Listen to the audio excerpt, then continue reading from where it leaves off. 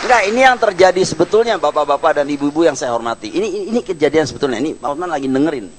Ya. Jangan nyerang saya, bos. Ya. Nah. Jadi setelah itu saya tanya seperti itu, baru ketahuan bahwa kopi yang dari tukang kopi ke si Mirna itu warnanya hitam. Ya. Itu saksinya siapa? Gitu loh. Ya kan? Ya dia bikin waktu itu si Rangga bilang saya bikin banyak om, sama semua ini kopinya satu kopi begitu, ya kan? Dan waktu itu terlihat memang di kamera emang hitam semua juga, ya. Kemudian kalau Hani minum itu memang nggak kelihatan, Hani yang ngomong, padahal itu kan teman baiknya Jessica. Nah, warnanya kunyit, wah ada cyanidanya gitu.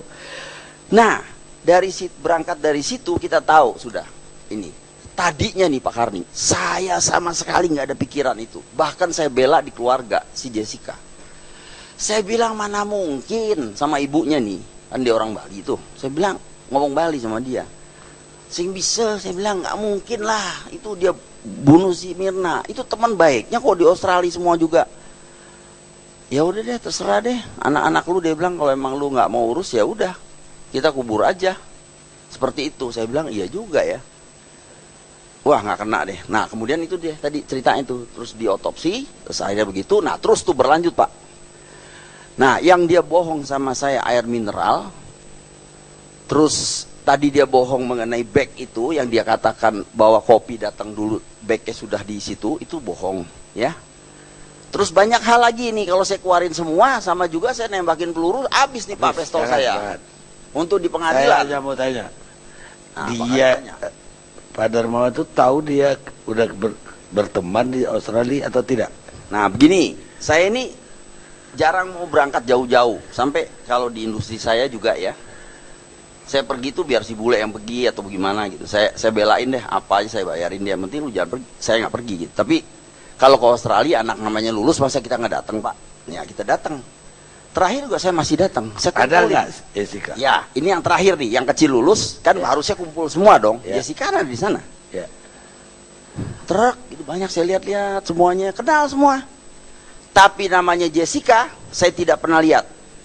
Makanya Mirna waktu itu tidak undang dia merit karena di 4 tahun dia menghilang, dia hidup bersama sama orang bule. Itu datanya semua saya lagi dapetin dari orang dari konjen di Australia. Sekarang saya lagi investigasi.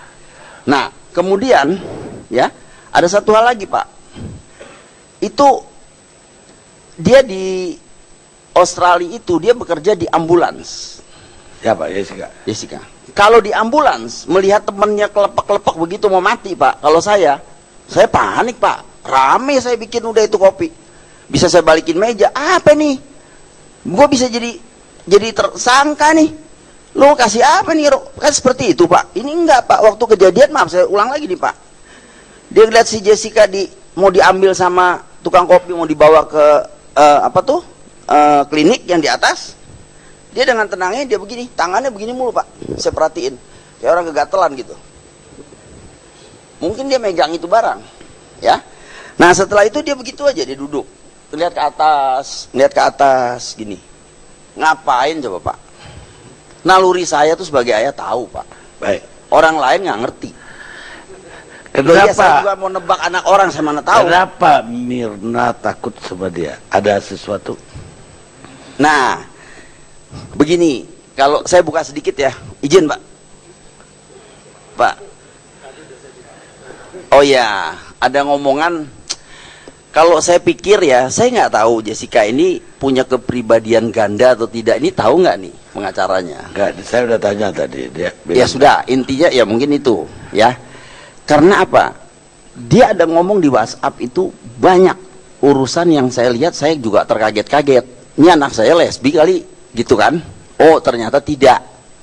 Sangat normal dia. Bahkan pacaran sampai 8 tahun dan akhirnya married. Gitu.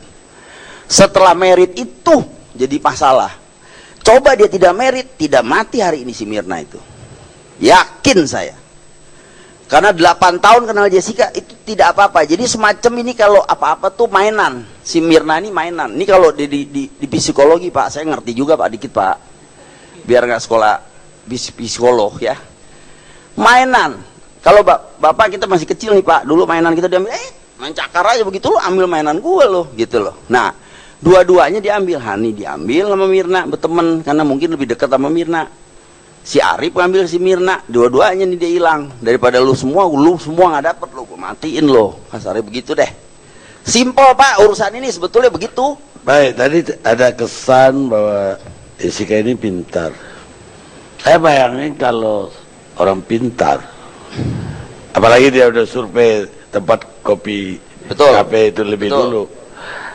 Dia nggak perlu. Jam 2 dia udah datang tuh Pak. Ya, berapa hari sebelumnya? Enggak, hari yang sama. Hari sama. Dia tidak akan pilih tempat yang banyak CCTV-nya. Dia pasti pilih tempat. Karena Mirna bilang, kalau kopinya tuh yang paling enak di Oliver. Lu jangan cari tempat lain, nggak enak katanya. Dia pintar tuh bikinnya tuh yang tukang kopinya gitu. Sering minum kok, nggak ada masalah. Dia tidak kopi alkoholik. Udah sering ke Oliver dong. Siapa? Mereka ya tidak sering, tapi pernah beberapa kali lah. Dengan dia pernah. Oh nggak pernah. Justru Jessica itu tanggal 27 datang, baru menemui Mirna tanggal 6. Oh belum. Sebelum tanggal 6, tanggal 4 ya kalau nggak salah. Itu dia dijamu oleh istri saya, makan sama adik-adiknya, makan di Kelapa Gading. Nah, itu jadi Korean food gitu. Terus ngopi. Jadi mungkin di situ situasinya udah beda Pak, karena dia udah nggak belum ini, cuman belum ada reaksi apa-apa. Nah, setelah itu dia bikin tuh di WhatsApp rame tuh, dia terus nawarin si Mirna. Sekarang mau pergi makan Pak, hanya dia bayar di muka untuk minum. Kalau ntar saya makan lebih besar, bistik misalnya gitu kan lebih mahal, bagaimana bayarnya? Iya kan? Itu kan udah semuanya plannya sangat luar biasa. Kalau ditanya motif nih Pak Karni, saya tahu pasti nanya di benaknya kan motifnya apa? Itu kepribadian ganda. Jawabannya kalau lagi bener, saya rasa lie detektor juga kalah Pak. Ya, cuma persoalan saya satu lagi, satu orang ya, kalau saya nunggu teman di kafe ya, apalagi hampir sejam, ya wajar aja saya lihat gitu loh, karena kita nganggur kan. Betul, lihatnya kalau wajar, Pak Karni lihat cewek wajar. Ini ngelihatnya ke atas bos, ke atas. Dimana nanti deh orang kafe bisa ceritain kalau ada di sini nih, ada nggak? Nah itu ke atas, ke sasaran yang dituju. Beda Pak. Kalau kita ngelihatnya kan gini Pak, ada Pak Gayus ganteng, ada Pak Resa ganteng. Lu atas nih, buset. Itu saya naluri bapaknya nih Pak, terus terang nih Pak, kematian anak kayak bapak nih, investigasi. Yakin nggak? Itu saya bukan yang menuduh, bukan yang mau memojokkan si Pak Yudi, bukan. Pak Yudi jangan bela salah orang. Ini kejadian benar-benar simpel sebetulnya, persoalannya dibikin ruwet. Baik, boleh Pak Yudi jawab.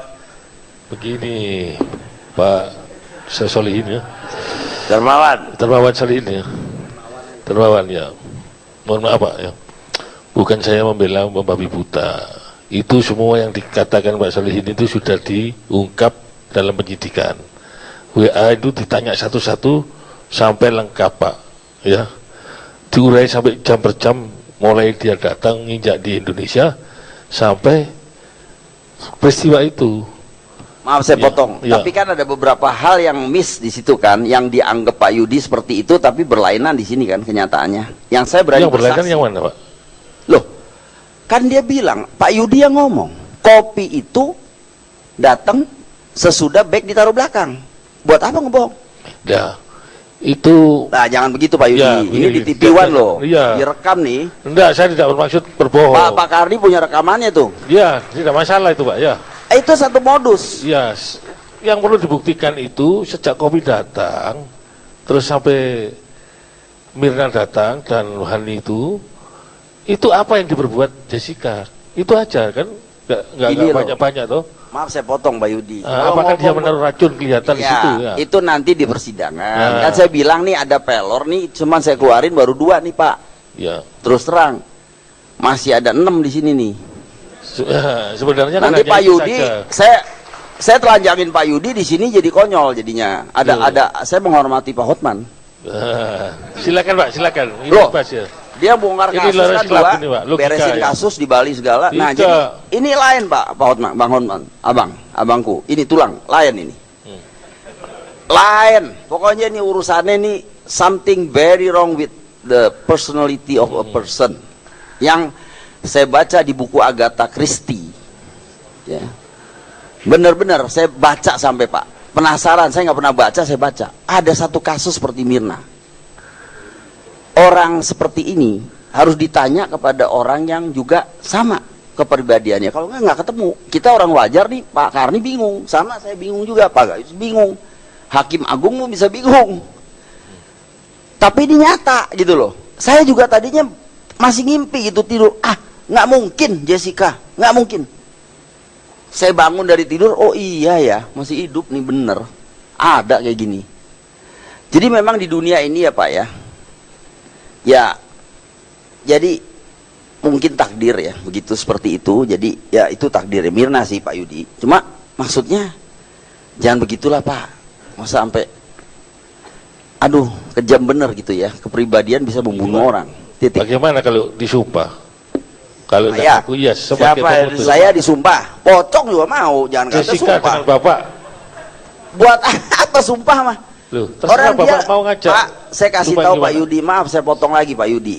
Ya. Jessica saya sudah sampaikan tadi punya kepribadian ganda. Lie detector pun kalau dia keluar dari sisi yang gelapnya itu, dia bisa lempeng tuh Pak lie detector gitu. Adu sama saya juga boleh. Saya nggak bakal bisa ada jejak. Sama. Karena saya punya telepati. Masalahnya itu. Berarti Jessica punya telepati juga Pak? Kok bisa Itu anak ada kelebihan Pak, saya kasih tahu. Dia ada kelebihan, ada kekurangan. Makanya dua kepribadian dia. Saya kira jangan dialog Pak. Argumen kalau mau. Iya. Baik, Satu pertanyaan terakhir Siap. Pak. Bapak mengatakan ke istri Bapak, ya nggak mungkin lah dia bunuh, dia teman dekat. Kamu gitu, Ibu nanya. Iya, saya ngomong gitu. Sementara sebelumnya Bapak bilang, Bapak malah baru ketemu dia ketika kejadian. Dari mana Bapak tahu bahwa dia teman dekat? Lah, pada Artinya, ngomong. Ini teman-teman pada ngomong. waktu wisuda kan dia nggak Dikumpulin ada. itu. Nggak ada Enggak, dia. waktu saya kumpulin, temen di Billy Blue, si kembarnya juga ngomong, temen di Billy Blue, 8 tahun, 3 tahun ngilang, hidup bersama sama bule, bubar. Nah ini saya lagi selidikin, bubarnya kenapa? Ini bule pasti cerita kan. Nah setahun lagi, total kayak ditelan bumi katanya, tidak ada jejak, sehingga waktu di kontak pun di WhatsApp semua hilang, dihapus sama dia. Bagaimana mau kontak? Tahu-tahu nongol tanggal 27 itu, nyariin Mirna khusus itu. Pertama yang dia tanya sama temennya, teleponnya Mirna, gue kontak susah yang mana ya, gini-gini gitu. Seperti itulah. Itu ada di polisi nanti Pak. Itu pelor yang ke-3, ke-4, ke-5, ke-6. Nah itu nanti besar itu Pak. Kalau nanti Pak Hakim Agung kurang, anak buahnya kurang apa, jelas lah nanti diperjelas di sana Pak. Nanti, pemirsa, fakta itu membawa kita ke arah Siap. investigasi berakhir. Bliss Karman, penulis Kanada. Kita hormat tapi nggak boleh panjang-panjang, man. 1 menit. Saya hanya mau minta klarifikasi karena saya masih pihak yang netral Pak. Kebetulan rupanya mantan teman juga beliau ini. Tadi Bapak mengatakan, Kayaknya Anda baru netral setelah bapaknya datang. Tadi Iya. enggak. enggak. Pada saat saya bertanya ini, saya sebagai yang simpati sama beliau karena tidak berduka, saya harus netral dulu. Pertanyaan saya begini Pak. Bapak tadi mengatakan setelah kawin baru mati. Artinya kalau saya tidak salah ya, tolong dikoreksi, sekiranya tidak kawin tidak akan mati, begitu? Ya meninggal lah. Benar gak itu? Boleh saya jawab? Ya. Itu naluri ayah. Oke. Berarti ada dugaan, ada kemarahan dari Jessica karena dia kawin. Kira-kira begitu. Coba kita hanya sekedar berdiskusi nih Pak. Analisa saya bisa seperti itu. Ya. bisa juga ada yang lain yang saya nanti utarakan di pengadilan, Pak. Kalau pertanyaan saya Ya. adalah, saya pernah ditinggal pacar. Langsung SMS saya bertubi-tubi. Ya, bertubi-tubi langsung. Mula-mula kita rayu dulu, I miss you, I miss you. Tapi begitu sudah gagal, baru maki-maki. Ya kan? Mungkin sama kita kan? Pertanyaan saya, kalau sampai kalau memang ada faktor ke arah sana, sampai terjadi pembunuhan, berarti pasti ada komunikasi sebelumnya dari Jessica yang mencurahkan kecemburuannya. Pertanyaan saya, ada nggak di WA-nya itu, di handphone yang seolah-olah mengarah dia, si Jessica ini marah karena ditinggal kawin. Apalagi saya tanya tadi Yudi, Jessica ini tidak ada catatan kriminal atau mukul siapapun. Ya, sehingga pertanyaan saya, apakah ada bukti, ada konversi atau ada saksi, baik si Hani yang menyaksikan bahwa sejak si Mirna kawin, si Jessica ini frustasi, kirim SMS, kirim apa gitu loh. Karena orang itu proses yang panjang sebelum akhirnya bunuh gitu loh. Itu yang mau saya klarifikasi, ada atau tidak. Terima kasih. Boleh saya jawab, Pak? Ya. Langsung. Nah, ini waktu nih Pak Karni. Iya betul. Jadi intinya begini, Pak. Kalau mau saya izin dulu nih. Di sini ada bapak-bapak polisi, Pak. Saya juga takut, Pak. Ngunti salah bicara ya. Jadi ada di WhatsApp itu. Jadi ini di WhatsApp, Pak. Saya lihat di Mirna punya WhatsApp. Mir, mau dong. Gue dicium malu udah lama nih.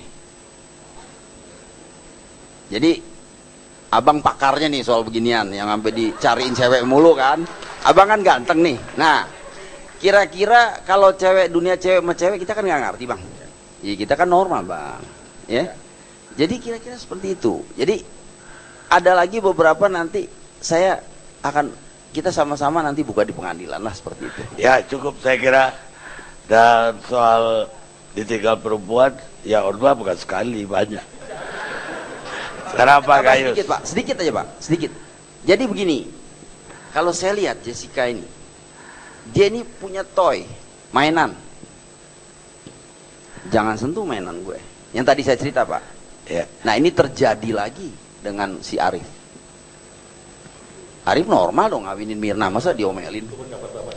Ntar dulu. Ini opini saya sebagai bapak. Anda kan lawyer dan saudaranya Jessica, pasti bela mati. Iya kan?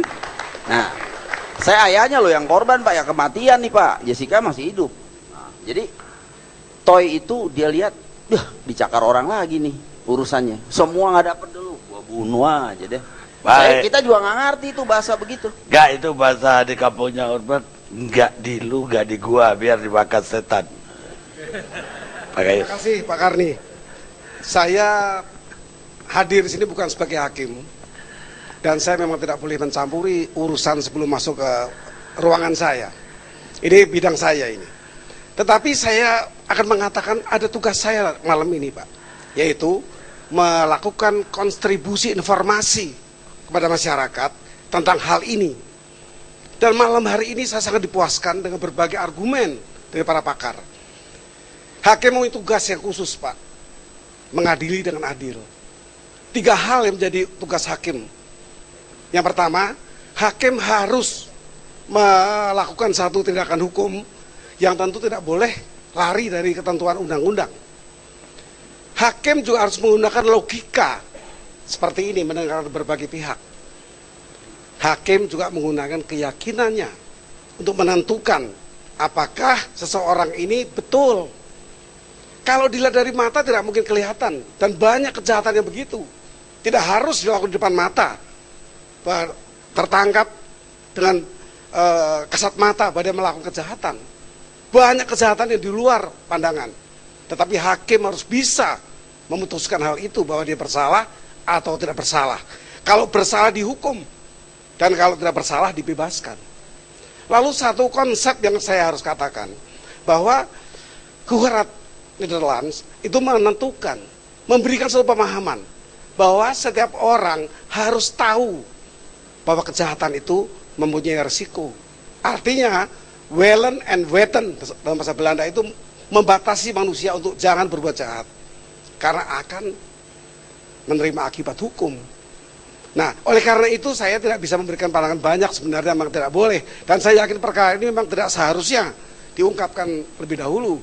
Tapi ini satu masukan yang luar biasa bahwa masyarakat dicerdaskan. Saya mendapat banyak SMS ini di dalam HP saya mengatakan karya dari TV One ILC ini memang sangat luar biasa. Bisa menjawab semua harapan masyarakat untuk tahu, tidak sepihak, baik korban maupun pelaku. Hari ini teori keadilan sudah berubah, bergeser, Pak. Tidak konsentrasi kepada pelaku saja, justru kepada korban. Kalau sekarang, bagaimana memulihkan hak korban atau keluarganya kalau meninggal. Ini konsep terbaru dari hukum pidana. Tidak memperhatikan hanya pelaku. Pelaku dihukum selesai. Bagaimana korban? Bagaimana keluarganya? Bagaimana masyarakat? Jadi konsep hukum pidana sudah bergeser. Sudah shifting sekarang.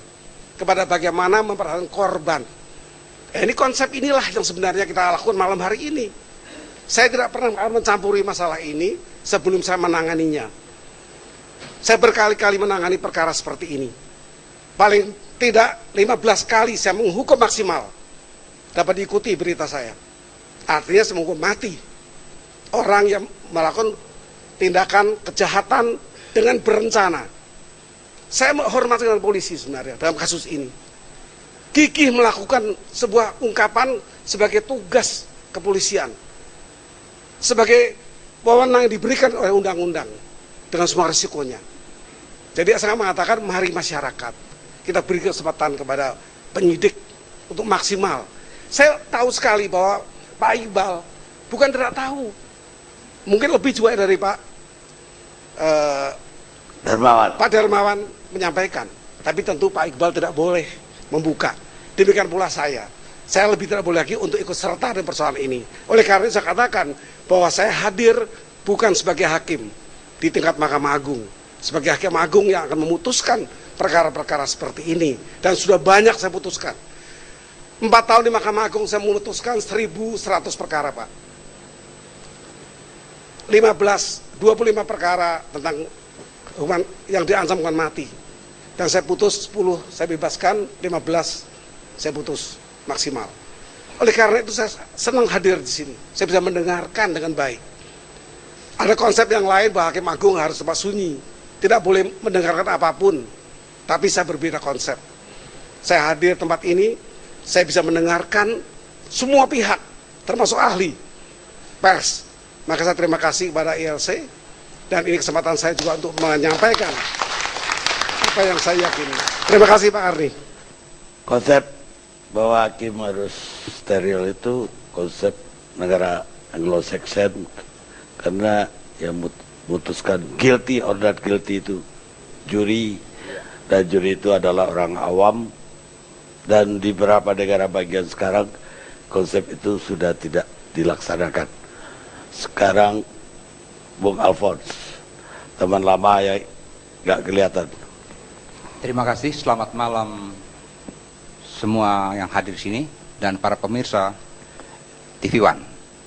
Dari perspektif penyidikan, sebenarnya seperti tadi yang Mas Reza sampaikan, teori triangle of evidence, saya ingin meluruskan bahwa triangle evidence yang kita pelajari dalam pengetahuan kriminalistik itu triangle pertama yaitu korban, saksi, dan barang bukti di TKP.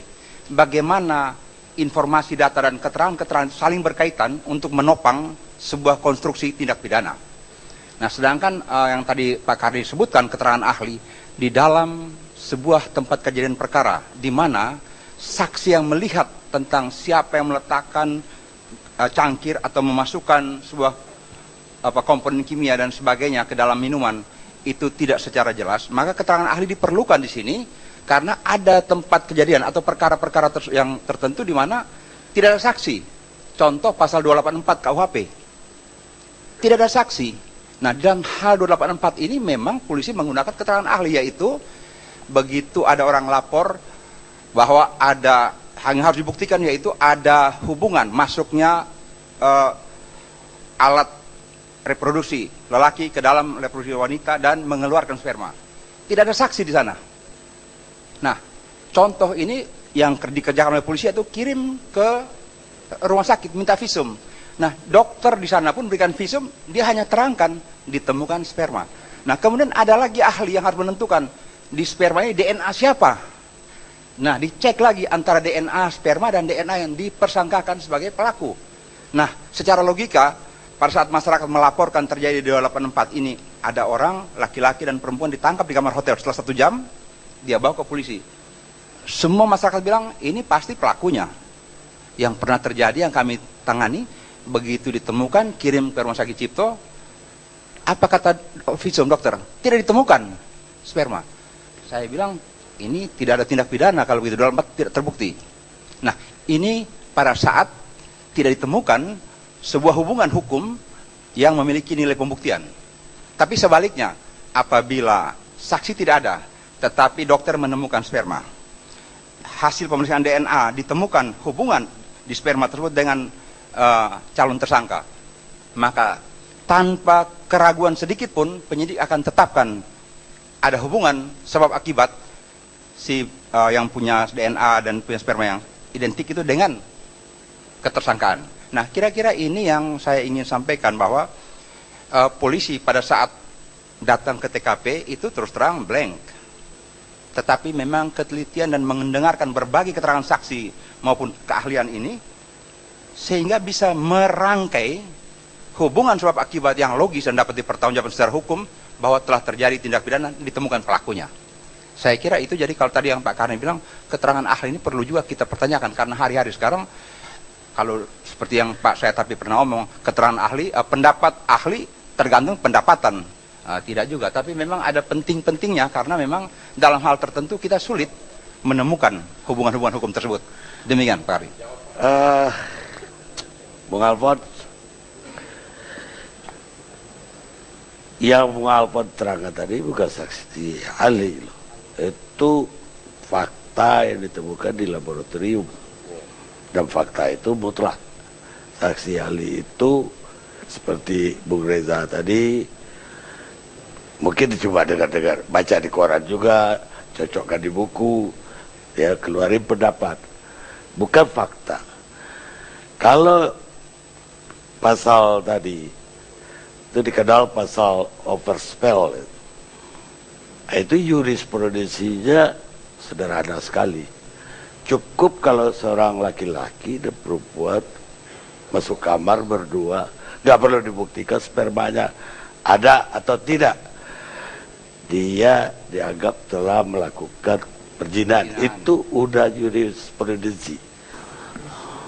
Kristianto Wibisono, saya mau tanya ini, Bung Kristianto ini mau lihat dari perspektif yang mana sebagai ekonom soal ini? Ya begini, saya rasa kita memang melihat kasus ini, kalau tidak terjadi di tempat itu kan, kalau terjadi di Jember atau mana mungkin lenyap gitu aja. Ini terjadinya di kafe elit, kawasan elit, walaupun orangnya quote-unquote tadi katanya tidak elit, tapi jelas akhirnya menjadi kausus celebre yang hanya kalah oleh berita Masinton, ya. Jadi ini menjadi politis, dan politisnya kalah politis. Nah, saya hanya ingin menyampaikan dimensi sedikit ya. Katakanlah teologis begitu. Kan sudah ada ahli hipnotis, psikiater, psikologi. Jadi dunia ini dan kita tidak terlepas. Kemajuan teknologi itu luar biasa. Kita bakal mencapai, malah katanya kalau menurut WHO itu umur rata-rata manusia 90. Jadi berarti ke depannya itu akan lebih lama lagi menjadi immortal. Tetapi sekarang ini justru teknik membunuh dari zaman dulu sampai sekarang tetap, motivasinya tetap sama. Jadi manusia ini secara teknologi luar biasa canggih, tapi kalau dalam soal motivasi hanya sepele aja, bisa cuman motivasi lesbian itu terjadi. Nah, sekarang yang masalah besarnya begini Bung Karni, sampai di mana ini kita bisa mencegah supaya tidak terjadi cloning dari kasus ini. Kok gampang sekali beli cyanida gitu. Ini saya rasa sistem ini yang harus diwaspadai supaya tidak terjadi bahwa orang kalau cyanida itu kan kita hanya lihat di film James Bond itu diberikan kepada James Bond supaya kalau ditangkap KGB dia harus bunuh diri gitu. Tapi kalau ini sampai bisa dijual belikan anytime anywhere gampang itu yang concern buat masyarakat. Itu saya rasa yang membuat masalah ini menjadi sangat menarik perhatian walaupun tidak ada selebriti di situ. Tapi semuanya menjadi selebriti sekarang. Jessica itu jadi selebriti, Pak Darmawan ini juga jadi selebriti saya rasa mulai hari ini. Ya. Terima kasih Pak. Ya menarik. Karena harusnya itu bisa dibeli coba di toko kimia dengan tujuan yang jelas. Misalnya toko emas membutuhkan itu, tambang membutuhkan itu. Artinya itu dalam kontrol yang ketat. Kebetulan istri saya itu punya apotek, jadi ada kodein untuk obat batuk itu saja. Itu kalau hilang 1 miligram, itu kena sanksi apotek. Bagaimana 15 gram cyanida keluar bisa bebas? Itu negara ini memang kadang-kadang aneh, bin ajaib. Sekarang saya ke Profesor Said Karim. Baik, terima kasih Pak Karni. Ibu dan Bapak yang saya hormati di studio dan para pemirsa TV One di seluruh Indonesia. Yang pertama, saya ingin menyatakan bahwa kasus ini memang sangat menarik perhatian masyarakat. Sangat menarik perhatian masyarakat.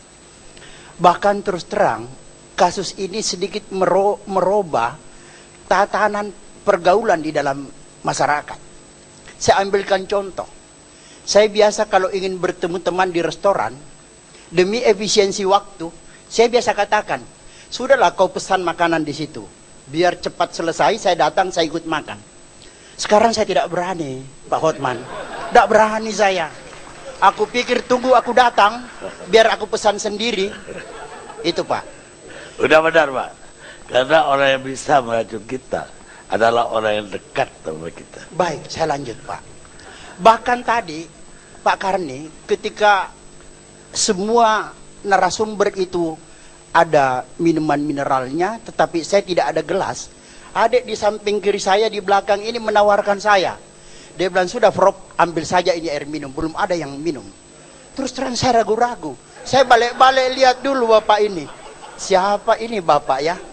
Tapi saya pikir bahwa semua air yang terletak di sini sama-sama kita datang, memang semua ada. Saya punya keyakinan yang mendalam, saya berdoa bahwa air yang saya minum ini insya Allah aman. Tidak ada masalah. Ya baik. Lalu kemudian sebelum lebih jauh Pak Darmawan, saya dapat memahami kesedihan Bapak kehilangan putri, ya. Itu ya, saya juga sebagai seorang ayah punya 3 putri. Saya tahu betul bagaimana seorang ayah terhadap putrinya. Karena itu saya sangat memahami perasaan Bapak. Dan saya lebih jauh daripada itu sebenarnya teriring doa saya untuk almarhumah Mirna agar dia mendapat tempat yang layak di sisi Allah dan benar-benar sesuai dengan amalnya di dalam kehidupannya. Ketika kita membicarakan almarhumah ini, sebenarnya jangan dipikir bahwa almarhumah tidak mendengar. Tajamnya mata orang dunia lebih tajam orang yang telah meninggal. Itu ajaran yang saya pahami. Baik, saya lanjut. Karena kasus ini menarik seperti pengantar yang saya kemukakan tadi, maka apresiasi masyarakat itu sangat tinggi dan sangat besar. Bahkan kepolisian itu yang belum menetapkan tersangka, sampai pun begitu proses dilakukan, ada yang kesal bahwa lama sekali polisi ini bekerja. Akhirnya kemudian polisi, penyidik menetapkan tersangka. Ketika penyidik menetapkan tersangka, maka yang tersisa pertanyaannya ialah bahwa Apakah sudah benar tindakan penyidik menjadikan tersangka misalnya si J? Apakah sudah benar menurut hukum? Ini memang menjadi penyidik itu, menjadi polisi kadang-kadang tidak enaknya karena bertindak salah, tidak bertindak juga salah. Baik. Sekarang saya mencoba untuk melihat dari perspektif pengetahuan hukum pidana dan hukum acara pidana yang saya pahami. Yang pertama, bahwa ketika penyidik menetapkan seseorang tersangka, maka tentu semua sarjana hukum paham bahwa tentu minimal dengan 2 alat bukti. Dan ini yang juga dipakai oleh hakim dalam menjatuhkan hukuman kepada terdakwa, maka dia harus yakin dengan sekurang-kurangnya ditambah dengan 2 alat bukti, ditambah dengan keyakinan hakim, inilah yang disebut dengan pembuktian minimum van Bewijslast. Kalau tingkat penyidikan, maka 2 alat bukti ditambah dengan keyakinan penyidik. Saya berpikir, saya positive thinking, bahwa tentu penyidik ini adalah sebuah taruhan, tidak sembarang menetapkan seseorang menjadi tersangka. Pertanyaan berikutnya, apakah penetapan tersangka ini sudah benar menurut hukum? Sudah sesuai menurut hukum? Maka hentikan polemik. Gampang sekali mengujinya dan ada parameter hukumnya. Saat sekarang ini ketika ada penetapan tersangka dan ada pihak meragukan bahwa penetapan tersangka itu sah menurut hukum atau tidak sah menurut hukum, silakan ditempuh sarana pra-peradilan menguji tentang tidak sahnya penetapan tersangka. Namun kalau itu tidak ditempuh, maka itu berarti nanti pada pemeriksaan pokok perkara itu hakim yang mengadili dan memutus perkara ini kelak akan menjatuhkan putusan. Apakah terdakwa yang diajukan dinyatakan bebas atau dinyatakan dihukum terbukti melakukan tindak pidana sebagaimana yang didakwakan kepadanya. Oleh karena itu, karena ini telah bergulir dan sarana hukumnya untuk juga mengevaluasi ada, kalau mau digunakan silakan saja digunakan. Ada catatan yang ingin saya sampaikan, bahwa ada prinsip-prinsip hukum bahwa seseorang itu dinyatakan melakukan perbuatan pidana ketika dia memiliki mens rea, memiliki niat melakukan suatu tindak pidana, dan dari mens rea itu harus diwujudkan dalam bentuk perbuatan, actus reus. Itu harus berpadu. Ada mens rea, ada actus reus, dengan bukti yang cukup seseorang dapat dinyatakan melakukan tindak pidana. Lalu kemudian yang paling penting saya ingin sampaikan pada forum yang sangat terhormat ini. Delik yang disangkakan ini adalah delik material. Delik yang harus menimbulkan akibat. Fakta membuktikan ada korban meninggal dunia, ada orang hilang nyawanya, maka unsur 338 maupun 340 itu terpenuhi. Ada orang yang meninggal, ada orang yang mati, ada orang yang hilang nyawanya. Pertanyaan besarnya sekarang, siapa kegerangan yang melakukan pembunuhan dengan cara menaruh racun sianida di gelas korban? Itu yang menjadi pertanyaan besar. Oleh karena itu, saya ingin ingatkan bahwa penyidik tidak bekerja sendiri. Penyidik ini juga di dalam bekerja dalam prinsip integrity criminal justice system. Kalau memang proses penyidikan yang dilakukan oleh penyidik kita ini ternyata kemudian tidak benar, yakin dan percaya jaksa peneliti pada Kejaksaan Tinggi DKI tentu akan menolak berkas itu, ataupun kalau masih kurang bukti akan dikembalikan dengan disertai petunjuk sebagaimana dimaksud dalam pasal 110 KUHP dan pasal 138 KUHP berkenaan dengan pra penuntutan berkas perkara. Oleh karena itu, saya ingin menyampaikan bahwa kiranya aparat penyidik mengenai saksi-saksi dan keterangan ahli yang diajukan, karena ini delik material, maka sangat penting saksi ahli yang diajukan itu adalah saksi ahli yang dapat menerangkan bahwa dengan perbuatan itu memang bisa menyebabkan kematian orang. Saya ambil contoh. Tadi sudah ada visum yang menyatakan bahwa racun sianida memang mematikan. Tadi ada pertanyaan beliau bahwa ada juga yang meminum katanya tetapi tidak meninggal. Meskipun kemudian terbantahkan, ada bantahan dari ayah korban mengatakan bahwa dalam keterangan tambahan dia katakan memang tidak minum, cuma mendekatkan ke bibirnya dan sebagainya. Sekarang persoalannya, andaikan juga dia minum, Pak, maka pertanyaannya, boleh jadi saya Pak Edi sama-sama meminum barang itu, tapi belum tentu saya berdua akan meninggal dunia, karena soal meninggal dunia itu adalah urusan Allah Tuhan yang Maha Kuasa, itu pasti. Dan kedua juga, yang lebih penting, tingkat ketahanan tubuh Pak Edi dengan saya belum tentu sama. Mungkin kadar yang saya minum sama, tetapi karena daya tahan tubuh Pak Edi cukup baik, mungkin saya korban, beliau tidak. Demikian yang saya dapat kemukakan Pak Karni. Saya berharap bahwa proses hukum ini bisa berjalan dengan baik dan benar-benar ditemukan pelaku siapa yang melakukan tindak pidana itu. Demikian, terima kasih. Assalamualaikum warahmatullahi wabarakatuh. Waalaikumsalam. Dan selamat malam. 1 menit coba. Terima kasih Pak. Paparannya begini Pak, saya ingin menambahkan, mungkin ini saya garis bawahi. Waktu kenapa kita pusing-pusing nyari siapa yang bunuh? Begini, kopi datang hitam, ya saya simpel aja. Hani sudah bersaksi dan diambil BAP lanjutan mengatakan warnanya kunyit. Dan di Reskrim Pak Krisna Mukti sangat profesional sekali. Itu malam saya juga nggak kepikir, dia coba bikin yang pakai sianida dan tidak tadi. Ternyata yang ditunjuk yang pakai sianida itu kan teman baiknya Jessica. Jadi bukan orang lain gitu. Jadi di situ ada racun sesudah dari tukang kopi. Kalau kita minum kopi ada racun, semua pada mati kita semua nih. Nggak mungkin, ya. Saya sudah lihat sendiri dan saya juga nggak bodoh. Saya lihat itu keadaan warung kopi itu bagus. Dia cari untung di situ, rame. Apalagi setelah Mirna nggak ada, ini jadi rame tuh toko, malah lucu. Iya, saya bingung tuh. Nah, kedua Pak, a lot of lies di situ. Yang anak saya tadi pagi diperiksa sama anggotanya Pak Iqbal. Wah, dia bilang, sampai suaminya bilang, bener-bener ya itu orang. Semua yang diomong tuh bohong semua setelah lihat itu kenyataannya. Nah, nanti kita lihat Pak Yudi. Gitu. Baik, Pak Iqbal. Terima kasih Bang Karni. Mungkin singkat kesempatan akhir. Saya kira tidak berlebihan kalau kita mensupport penyidik.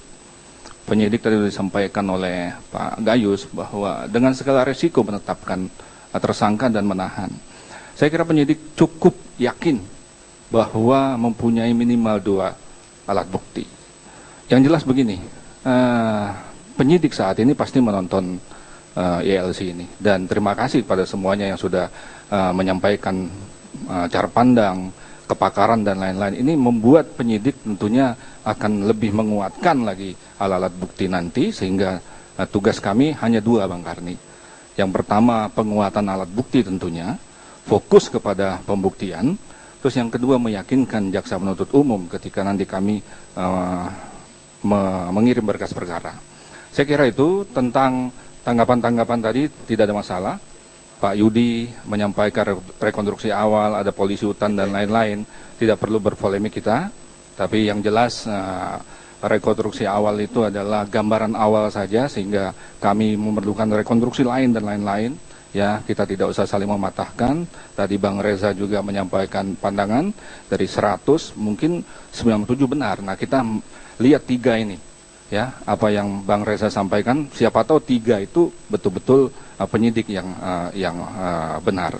Saya kira demikian, mohon doa dan restu juga kami Polda Metro Jaya dapat mengungkap kasus ini secara terang benderang. Terima kasih. Baik. Ini mau ditutup 1 menit. Baik, terima kasih Bang Nabi. Ini saya baru dapat WA, ya. Ini adalah 1 peluru lagi dari Australia. Ini kalau sampai kata polisi Australia, ini istilahnya kalau bocor, polisi Indonesia akan bunuh Jessica. Maksudnya hukuman mati. Australia nggak kenal hukuman mati, makanya nggak mau. Atas koneksi saya dapat beberapa berita yang bocoran. Nah, ini ada di WA-nya. Nanti kita buktikan Pak Yudi, ya. Ya, gitu. Jadi Kira, Pak Yudi nggak usah saya boleh ngalor capek-capek. Ini urusan sebenarnya Baik, saya kecil. kira Ya, tinggal Jangan Pak. diperbesar, Pak. Ya, Ya. Pak Darmawan, maaf tidak perlu diperpanjang. Nanti kita tunggu saja di pengadilan ini, Pak. Makasih. Saya setuju itu. Ya, mohon izin Pak, maaf. Pemirsa, kita memang udah sampai benar-benar di ujung. Kita sering dikritik karena penyelidikan atau penyidikan yang terlalu lama. Tapi justru waktu yang lama itulah yang mendekatkan kita dengan kebenaran. Kata Ken Starr, pengacara Amerika. Dan akhirnya saya kembali ke filosofi hukum Romawi. Berikan saya fakta, saya akan berikan Anda kebenaran dan keadilan. Kita ketemu ALC yang akan datang.